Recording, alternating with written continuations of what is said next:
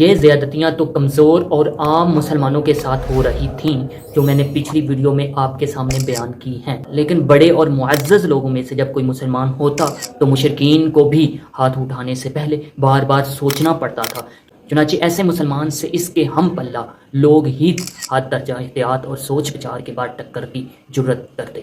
Welcome to my rational talk کی series we need 313 people. تو جہاں تک رسول اللہ صلی اللہ علیہ وسلم کا تعلق ہے تو اللہ تعالیٰ نے آپ صلی اللہ علیہ وسلم کو ایسا رعب اور شرف و وقار دے رکھا تھا کہ لوگ زیادتی کی جرت نہ کر پاتے۔ مزید آپ صلی اللہ علیہ وسلم کو ابو طالب کی حمایت بھی حاصل تھی۔ وہ قریش کے عظیم سردار تھے، ان کی بات مانی جاتی تھی اور ان کی ذمہ داری کا احترام بھی کیا جاتا تھا۔ اسے توڑنے کی جرت کسی میں بھی نہ ہوتی تھی۔ یہ بنو عبد مناف کے چوٹی کے انسان تھے اور قریش بلکہ سارا عرب اس خاندان کو احترام اور عزت کی نظر سے دیکھتا تھا۔ اس لیے آپ صلی اللہ علیہ وسلم کے اس تعلق سے مشرکین مجبور تھے کہ کوئی پرامن قدم اٹھایا جائے۔ چنانچہ انہوں نے ابو طالب سے گفت و شنید کا راستہ اپنایا، مگر کسی قدر سختی اور چیلنج کے ساتھ۔ قریش کے اشراف ابو طالب کے پاس آئے اور ان سے کہا، آپ کا بھتیجا ہمارے خداؤں کو برا بھلا کہتا ہے، ہمارے دین پر عیب لگاتا ہے، ہمیں بے وقوف ٹھہراتا ہے اور ہمارے باپ داداؤں کو گمراہ کہتا ہے، لہٰذا یا تو آپ اسے روکیں یا ہمارے اور اس کے بیچ سے ہٹ جائیں، کیونکہ آپ بھی تو ہماری طرح الگ دین پر ہیں، ہم اس سے ضرور نمٹ لیں گے۔ جواب میں ابو طالب نے نرمی سے بات کی اور انہیں خوش اسلوبی کے ساتھ واپس کر دیا۔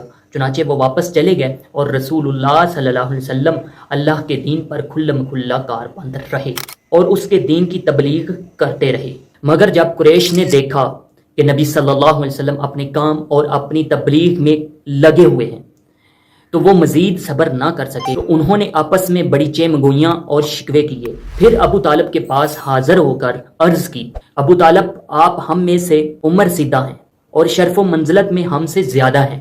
ہم نے آپ سے عرض کی تھی کہ اپنے بھتیجے کو منع کریں، مگر آپ نے منع نہیں کیا۔ بخدا ہم یہ برداشت نہیں کر سکتے کہ ہمارے باپ داداؤں کو برا بھلا کہا جائے، ہمیں بے وقوف قرار دیا جائے اور ہمارے معبودوں پر عیب لگایا جائے، لہٰذا آپ یا تو اس سے منع کریں یا پھر ہم آپ اور اس کے مقابلے کے لیے نکل آئیں گے اور اس وقت تک نہیں ٹلیں گے جب تک کہ ایک فریقہ خاتمہ نہ ہو جائے۔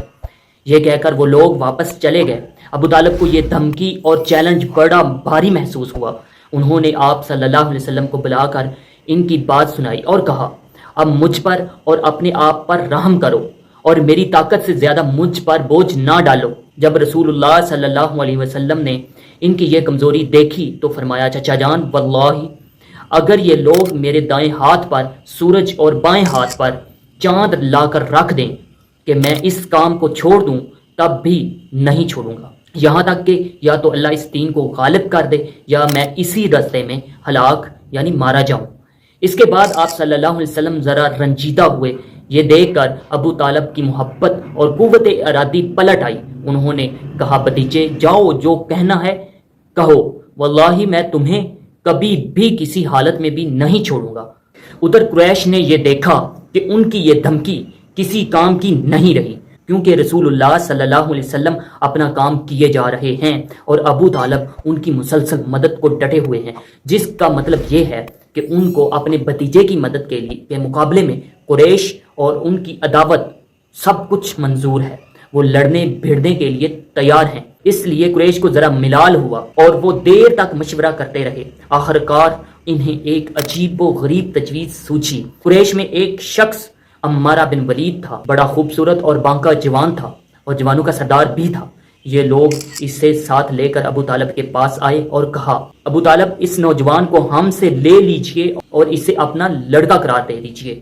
آپ اس کی مدد بھی کیجئے اور دیت بھی لیجئے اور ہمیں اس کے بدلے میں اپنا بھتیجا دے دیجئے جو آپ کے دین اور آپ کے باپ دادا کے دین کا مخالف ہے اور ہمارے بھی دین کا مخالف ہے، اور جس نے آپ کی قوم میں پھوٹ ڈال رکھی ہے اور ان کی عقلوں کو معوف قرار دے رکھا ہے۔ ہم اسے لے جا کر قتل کر دیں گے۔ بس یہ ایک آدمی کے بدلے میں ایک آدمی کا معاملہ ہوا۔